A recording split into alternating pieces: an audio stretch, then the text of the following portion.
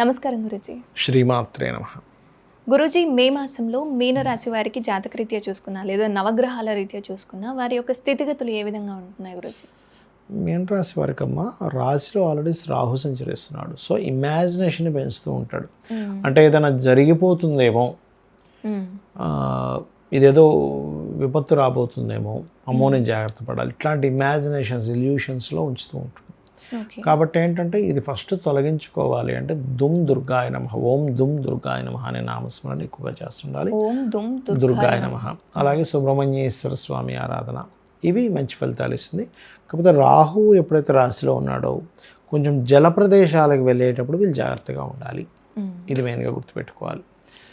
ఇక తర్వాత నవగ్రహాల రీత్యా చూసుకుందాం గురుజీ ఒకసారి. సో ఫస్ట్ సూర్యుడు ఏ విధంగా ఉండబోతున్నాడు గురుజీ? సూర్యుడు 2వ స్థానంలో ధనస్థానంలో వచ్చున్నాడు.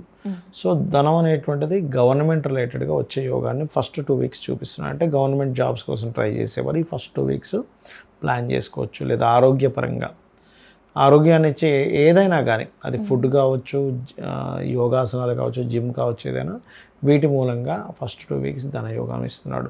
2 వీక్స్ తర్వాత 3లోకి ఎప్పుడైతే వెళ్తున్నాడో ఇది కొంచెం ఏదైతే మెడికల్ రిలేటెడ్ ఎడ్యుకేషన్కి బాగా యోగిస్తుంది. ఓకే. ఇక తర్వాత చూసుకుంటే చంద్రుడు ఏ విధంగా ఉండబోతున్నాడు గురుజీ? చంద్రుడు కనుక చూసుకున్నట్లయితే అమ్మాయి సంతాన కారకుడు అయ్యాడు చంద్రుడు. వీళ్ళకి కొంచెం సంతానం విషయంలో, ప్రేమ వ్యవహారాల విషయంలో, క్రియేటివ్గా చేసేటువంటి విషయంలో, ఇప్పుడు ఫ్యాషన్ రిలేటెడ్ ఉంటాయి, ఇటువంటి విషయాల్లో చాలా జాగ్రత్తగా ఉండాలి అనేటువంటి సూచిస్తుంది మీన రాశి వారికి. ఇక తర్వాత చూసుకుంటే కుజగ్రహం ఏ విధంగా ఉంటుంది గురుజీ? వీరికి కుజుడు రాశిలో ఉన్నాడు. ఫస్ట్ ఆఫ్ ఆల్ సర్వసాధారణంగానే కుజుడు ఏంటంటే అమ్మా, ఈ లగ్నంలో పుట్టిన వారికి, మీనం రాశి కావచ్చు, లగ్నం కావచ్చు, వీరికి పుట్టిన వారికి ఏంటంటే తండ్రితో ఒక యోగం ఏర్పడి ఉంటుంది. మీనంలో పుట్టామంటే తండ్రి ద్వారా వీళ్ళు పొందడం కానీ, తండ్రికి వీళ్ళు సేవ చేయవలసింది కానీ, పూర్వజన్మ కర్మాల లింకప్ అయి ఉంటుంది. సో కుజుడు ఎప్పుడైతే రాశిలో ఉన్నాడో కొంచెం తండ్రితో తెలియని ఒక అగ్రెసివ్ బాండ్ అనేది ఉంటుంటుంది. అది కొంచెం జాగ్రత్తగా ఉండాలి. తర్వాత బుధగ్రహం ఏ విధంగా ఉంటుంది గురించి మీన రాశి వారికి? వీరికి చతుర్థ సప్తమాధిపతి అయ్యాడమ్మా బుధుడు. అంటే వీళ్ళు ఏదైనా తోటలు కానీ, పొలాలు కానీ, ల్యాండ్స్ కానీ తీసుకునే విషయంలోని, ఏదైనా కొత్త కోర్సెస్ చేద్దామని ఎక్కడో ఆన్లైన్లో ఏదో డబ్బులు కడతారు, ఆ తర్వాత ఫ్రాడ్ అని తెలుస్తూ ఉంటుంది. ఇటువంటి విషయాల్లోని, బంధువర్గంలో వారితో వివాహ సంబంధించిన విషయం నిర్ణయం తీసుకునే విషయంలోని 11వ తేదీ వరకు జాగ్రత్తగా ఉండాలి. ఎందుకంటే రాశిలో 11వ తేదీ వరకు నీచబడిన బుధుడు ఉన్నాడు, దాంతోపాటు కుజుడు వచ్చి చేరుతున్నాడు. అందుకని ఏంటి, బంధువర్గంలో వాళ్ళు ఏదైనా ఒప్పుకోవడం వల్ల ఇబ్బంది అనేటువంటిది వస్తూ ఉంటుంది. కాబట్టి ఈ యొక్క విషయంలో జాగ్రత్తగా ఉండాలి. ఇంకా తర్వాత చూసుకుంటే గురుగ్రహం ఏ విధంగా ఉండబోతుంది గురించి? గురువు 3లో ఉన్నాడమ్మా. కొంచెం కమ్యూనికేట్ చేసేటప్పుడు కొంత జాగ్రత్త వహించాలి. బట్ శుభగ్రహాలు, పాపగ్రహాలు ఉంటే మంచిది. 3లో శుభగ్రహాలు ఉన్నప్పుడు ఏమవుతుందంటే, మీరు ఒక్కోసారి మనం ఏదైనా మంచి చెప్పిన అవతల వాళ్ళకి ఇంకో రకంగా అనిపిస్తూ ఉంటుంది. కాబట్టి నాకు చెప్పేది అన్నట్టుగా ఉంటూ ఉంటుంది. అలాగే 9వ స్థానం మీద గురు దృష్టి ఉంది కాబట్టి ఇది హైయర్ ఎడ్యుకేషన్కి బాగా తోడ్పడుతున్నాడు. అంటే ఉన్నత విద్యల కోసం గతంలో ఏదైనా బ్యాక్లాగ్స్ ఉన్నాయి, అవి క్లియర్ అవ్వడానికి చాలా బలంగా ఉంది. ఓకే. ఇక తర్వాత చూసుకుంటే శుక్రగ్రహం ఏ విధంగా ఉండబోతుంది గురించి? శుక్రుడు కూడా కొంతవరకు రీసెర్చెస్, అంటే ఇప్పుడు హైయర్ ఎడ్యుకేషన్లోనే పిహెచ్డి చేద్దామని ప్రయత్నం చేస్తుంటారు. అటువంటి వాటికి చాలా బాగుంది చెప్పాలంటే. శుక్రుడి యొక్క సపోర్ట్ అనేది అక్కడ లభిస్తుంది. దాని ద్వారా కొంత గవర్నమెంట్ నుంచి ఏదైనా సపోర్ట్, ఎందుకంటే రవి కూడా వచ్చి చేరాడు కదా, సో దాని ద్వారా కొంచెం గవర్నమెంట్ రిలేటెడ్గా ధనం రావడం, కొన్ని హైయర్ రిలేటెడ్ సంబంధించిన రీసెర్చెస్ కావచ్చు, వీటికి బాగుందమ్మా వీరికి. సో విద్యాపరంగా ఎగ్జాక్ట్లీ. ఇక శని గ్రహం చూసుకుంటే ఏ విధంగా ఉండబోతుంది? ఇక్కడ శని యొక్క పాత్ర చూసుకుంటే మీన రాశి వారికి ఏలినాటి శని నడుస్తుంది. సో ఎప్పుడైతే ఏలినాటి శని నడుస్తుందో ఇది కొంచెం ఏంటంటే ఇన్వెస్ట్మెంట్స్ విషయంలో కొంత జాగ్రత్తగా ఉండాలని చూపిస్తుంది.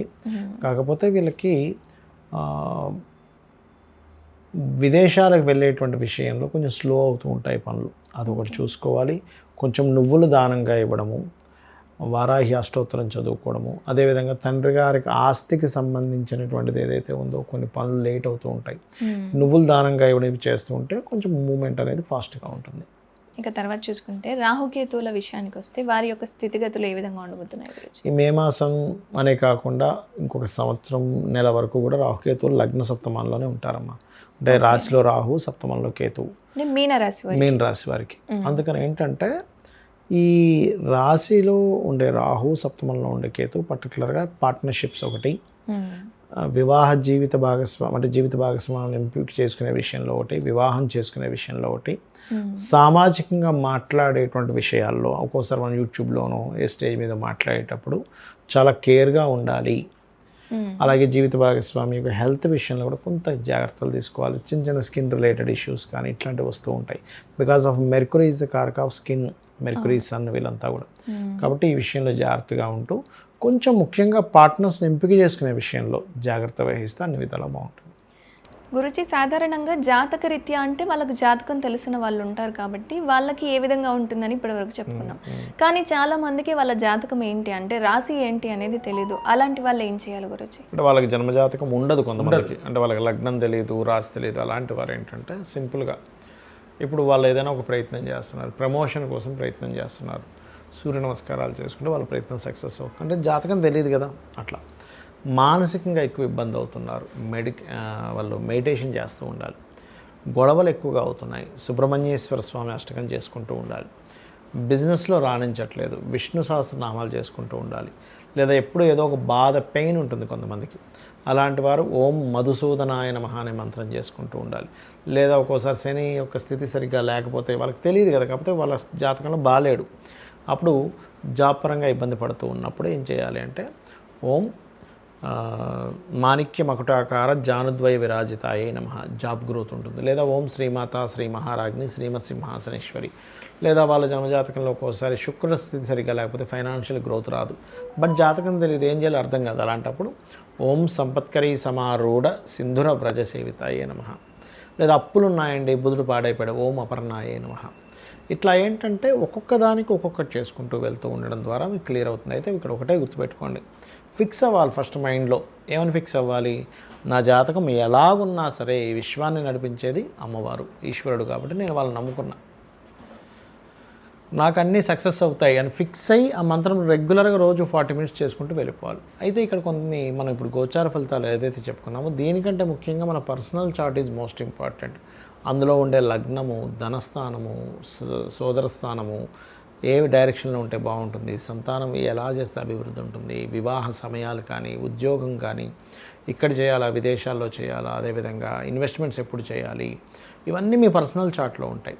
మరి గోచార ఫలితాలు ఎందుకు చెప్పుకుంటున్నామంటే దీనికి సపోర్ట్ చేస్తూ ఉంటుంది.